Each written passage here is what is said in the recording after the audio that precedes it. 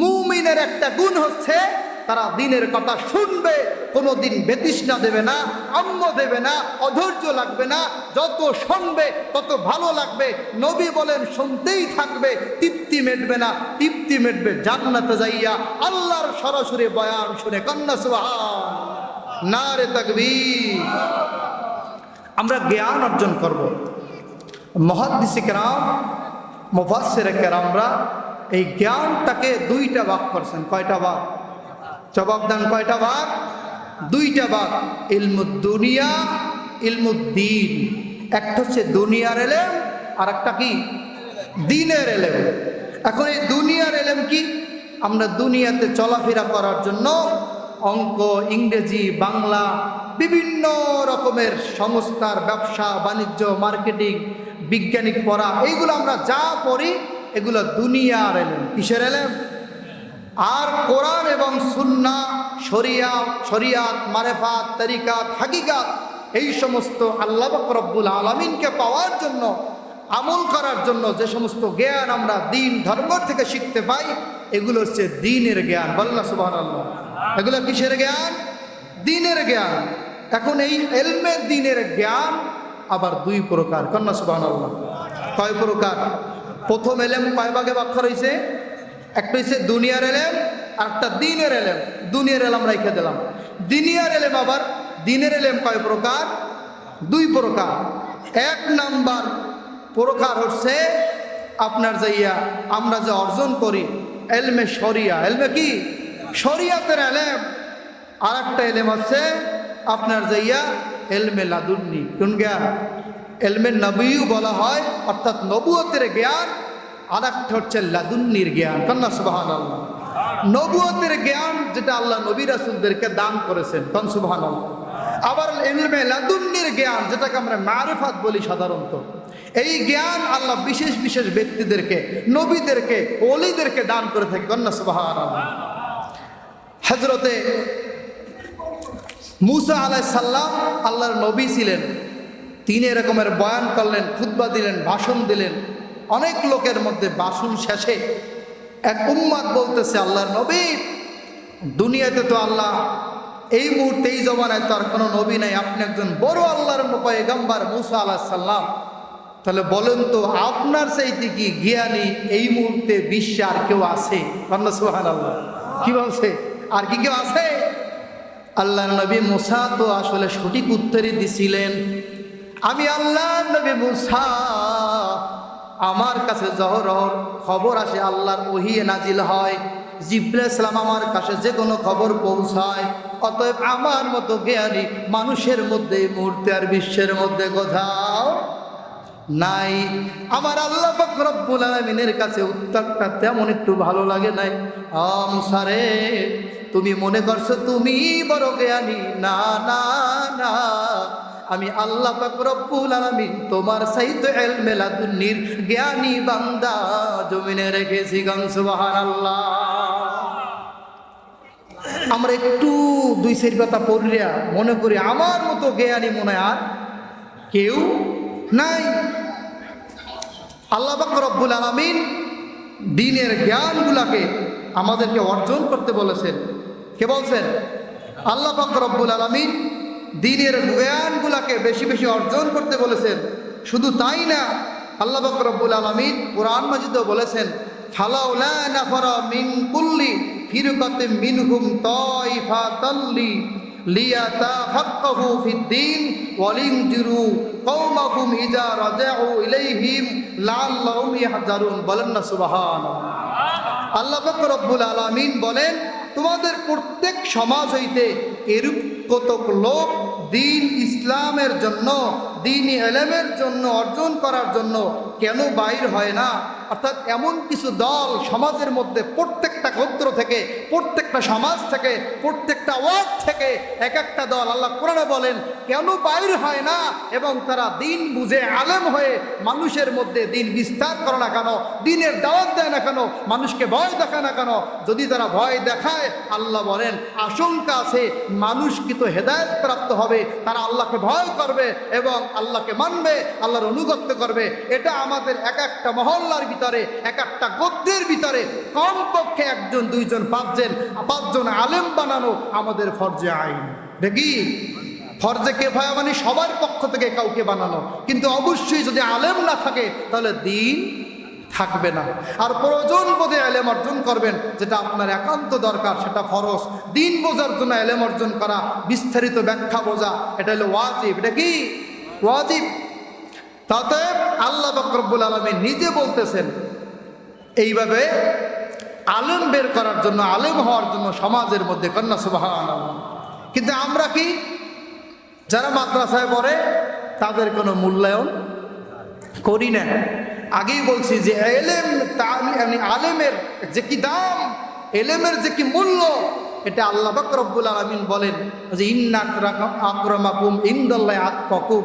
আল্লাহ বলছেন নিশ্চয়ই আমার কাছে বেশি দামি বান্দা, বেশি সম্মানিত বান্দা তারা যারা আমাকে বেশি ভয় করে। কি করে?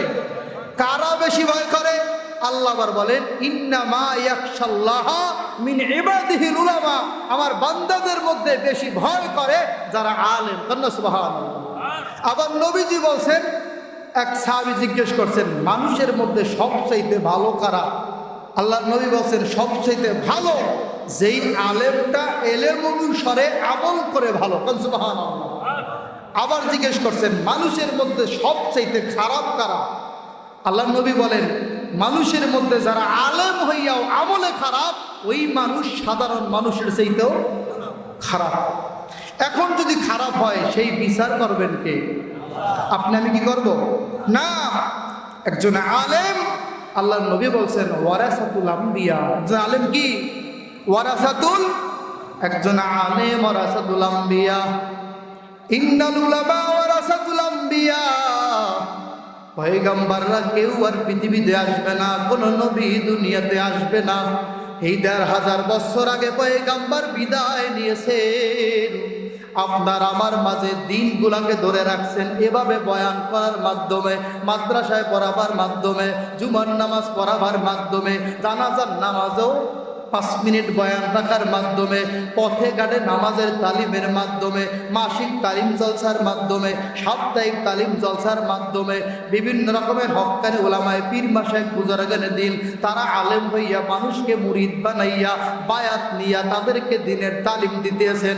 পয়গম্বর নাই, কিন্তু পয়গম্বরের দায়িত্ব পালন করার মতো লক্ষ লক্ষ আলেমের আল্লাহর শুকর এখন পর্যন্ত কোনো অভাব না।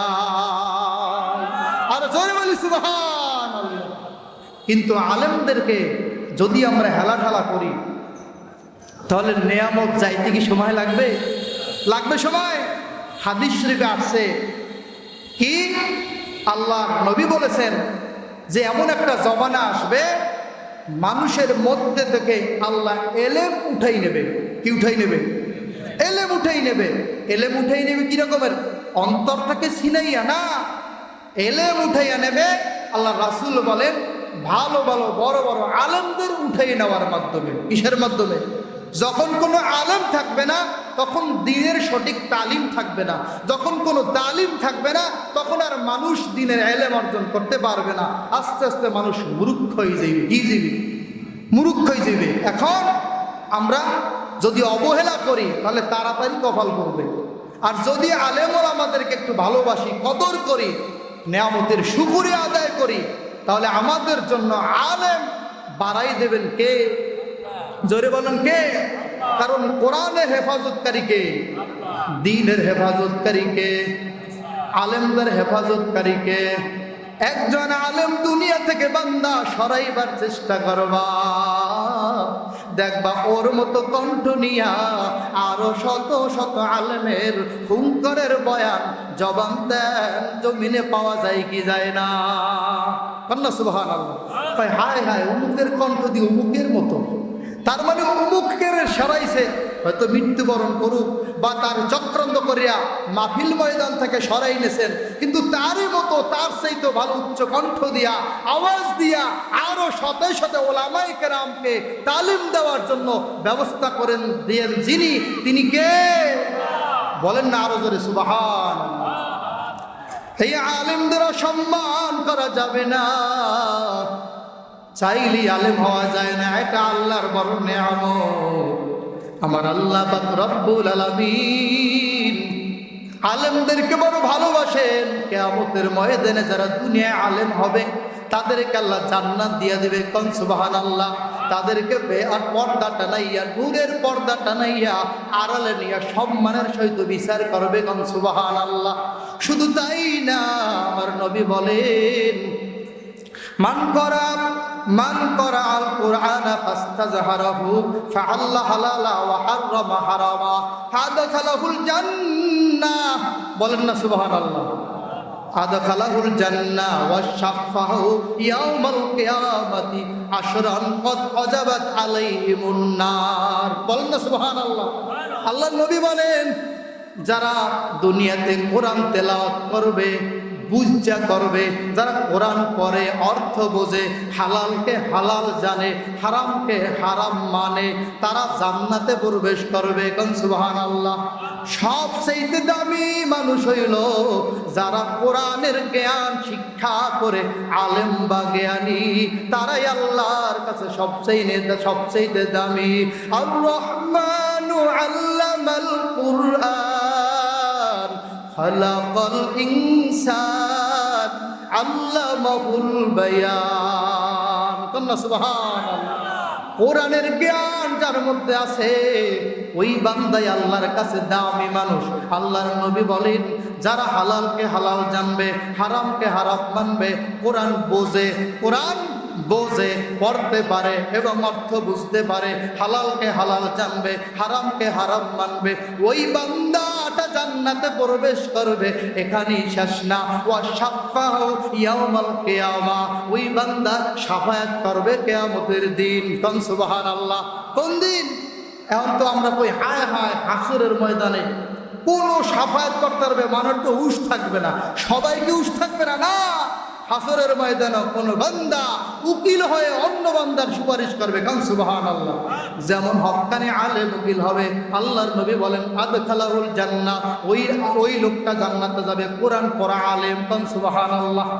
ওই লোকটা জান্নাতে চলে যাবে, সেখানেই শেষ না, ওয়া শাফাহু ইয়াউমাল কিয়ামা, ওই বান্দা কিয়ামতের দিন সুপারিশ করতে পারবে। তাহলে একজন আলেম যদি আপনার বংশে, আপনার ঘরে হয়, তাহলে আখেরাতে যদি সে জান্নাত পায়, তাহলে আপনার ঘর থেকে বাছাই করে কয়জন নিতে পারবে? কয়জন? বলেন না সুবহানাল্লাহ।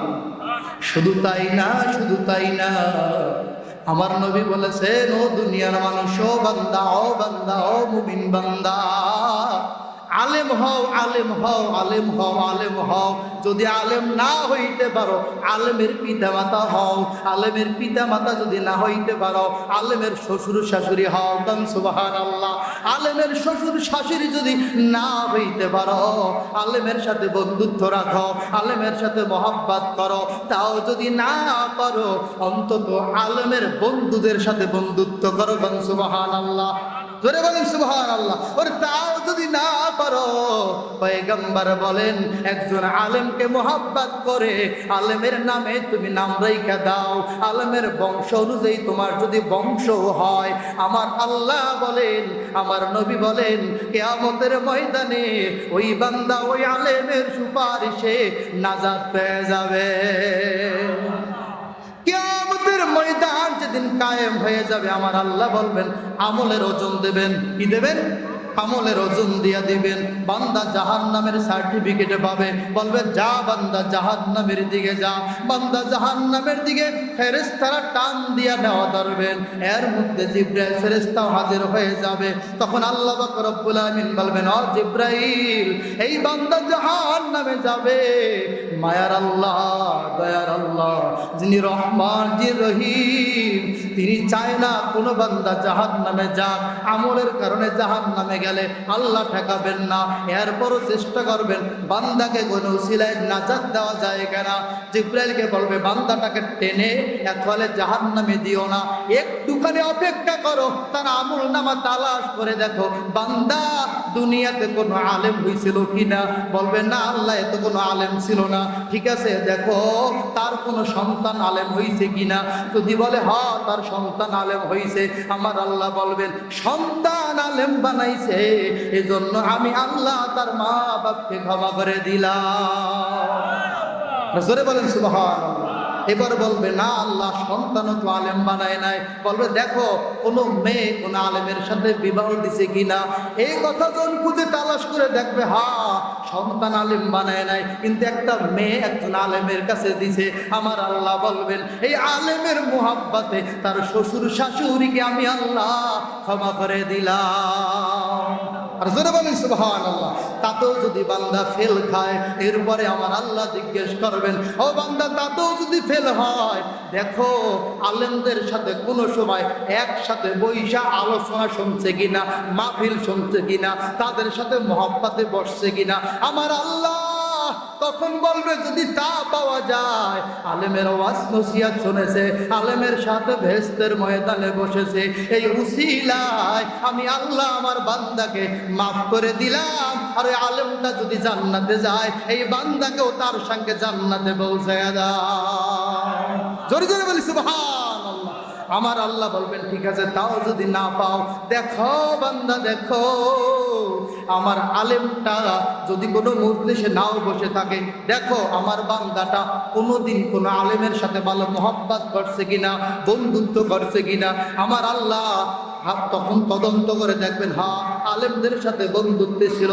আল্লাহ পাক রব্বুল আলামিন বলবেন আলেমের সাথে বন্ধুত্ব করার কারণে ওই আলেমটা যদি জান্নাতি হয়, ওই উসিলায় বান্দাকে আমি ক্ষমা করে দিলাম। আর জোরে বলেন সুবহানাল্লাহ।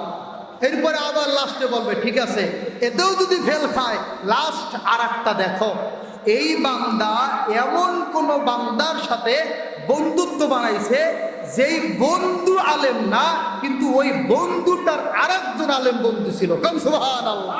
তখন বলবে আলেমের বন্ধুর সাথে বন্ধুত্ব করার কারণে আমি আল্লাহ ক্ষমা করে দিলাম। আর জোরে বলেন সুবহানাল্লাহ। শুধু তাই না, আল্লাহ পাক রব্বুল আলামিন আমাদেরকে আলেম হওয়ার জন্য তাগিদ করেছেন। আলেমের মাধ্যমে এই দিনটা বেঁচে থাকে, আলেমের মাধ্যমে আমরা এই দিন ইসলাম শিখতে পাই। কোন সুবহানাল্লাহ। আবার আলেমদের ভুল হইলেও আমার আল্লাহ কঠিন শাস্তি দিবেন। কিয়ামতের দিন তিন ব্যক্তিকে আল্লাহ পাক রব্বুল আলামিন কঠিন শাস্তি দিবেন। কয় ব্যক্তিকে? তারা আমল করেও শাস্তি পাইবে। কিয়ামতের ময়দানে প্রথম বিচার হবে শহীদ। একজন শহীদকে আল্লাহ ডাকবেন, শহীদ। আল্লাহর রাস্তায় যারা শহীদ হয়েছে তাদেরকে জিজ্ঞেস করবেন তুমি কিসের জন্য শহীদ হয়েছো, কিসের জন্য তোমার জীবনটা তুমি বিলীন করে দিয়েছো। ওই শহীদ ব্যক্তি বলবে আল্লাহ আপনার দিন ইসলাম বাঁচাবার জন্য আমার জীবনটা আপনার রাস্তায় বিসর্জন করে দিয়েছি। আল্লাহ বলবেন না বান্দা না, আমার জন্য শহীদ হও নাই, দুনিয়ায় তোমাকে মানুষ শহীদ বলবে, এজন্য তুমি শহীদ হয়েছো। যাও জাহান্নামে যাও, ফেরেশতারা উপর করে জাহান্নামে নিবে। যদি শহীদ ব্যক্তি আল্লাহর জন্য শহীদ না হয়, দ্বিতীয় ব্যক্তিকে ডাক দিবেন একজন আলেম। কাকে ডাকবে? একজন আলেম। ও আলেম বান্দা এদিকে আসো, বলো দুনিয়াতে ইলম অর্জন করেছো কোন উদ্দেশ্য? তুমি আলেম হয়ে কি করেছো, কি করেছো? আলেম জবাব দিবে আল্লাহ আমি দ্বীন ইসলামের জ্ঞান অর্জন করেছি শুধু আপনার সন্তুষ্টির জন্য। যদি বান্দা দুনিয়া কামার জন্য ইলম অর্জন করে থাকে, আমার আল্লাহ বলবেন না বান্দা না না, তুমি মিথ্যা কথা বলতেছো। দুনিয়াতে ইলম অর্জন করেছো, দুনিয়াতে ইলম অর্জন করেছো আমি আল্লাহর জন্য না। দুনিয়াতে তোমাকে মানুষ বড় আলেম বলবে, বড় ইমাম বলবে, বড় কারি সাহেব বলবে। তোমাকে দুনিয়াতে তুমি মানুষের কাছে বড় ভাইরাল হওয়ার জন্য বড় আলেমগিরি করেছো, আমার জন্য করো নাই। যাও যাও জাহান্নামে যাও। তিন নাম্বার ব্যক্তিকেও আল্লাহ ডাকবেন, ও বান্দা ধন সম্পত্তিওয়ালা বান্দা আসো, তোমাকে ধন সম্পত্তি দিয়েছি, তুমি কোন কোন পথে দান করেছো? আল্লাহ পাক রব্বুল আলামিনের কাছে দানকারী বান্দা বলবে আমাকে অর্থ সম্পদ যা দিয়েছো আল্লাহ সব আমি তোমার রাস্তায় তোমার খুশির জন্য দান করেছি। যদি দুনিয়াতে একটু কোনো রকমের ফায়দার উদ্দেশ্যে দান করে থাকে, আমার আল্লাহ বলবেন দুনিয়াতে বহুত ফায়দা উদ্দেশ্যে তুমি দান করেছো, মানুষের কাছে দান বীর সাজার জন্য দান করেছো। এখন আমি আল্লাহর দেওয়ার কিছু নাই, যাও যাও জাহান্নামে যাও। ফেরেশতারা উপর করে টানতে টানতে জাহান্নামে নিক্ষেপ করবে। বলেন নাউজুবিল্লাহ।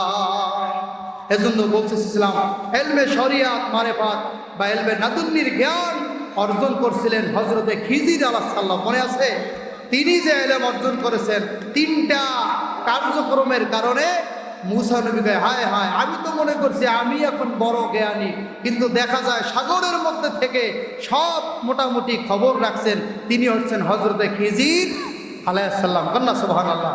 আরও যাই হোক, আল্লাহ পাক রব্বুল আলামিন আমাদের সময় শেষ হওয়ার কারণে অল্প কথার ভিতরে বোঝার এবং আলেম শ্রদ্ধা করার দিনের এলেম আমরা সবাই যেন বেশি বেশি অর্জন করে সঠিক পন্থে আল্লাহর গোলামি করতে পারি। আল্লাহ আমাদের সকলকে সেই তৌফিক দান করুন। সকলেই বলেন আল্লাহুম্মা আমিন। আসসালামু আলাইকুম ওয়া রাহমাতুল্লাহি ওয়া বারাকাতুহু।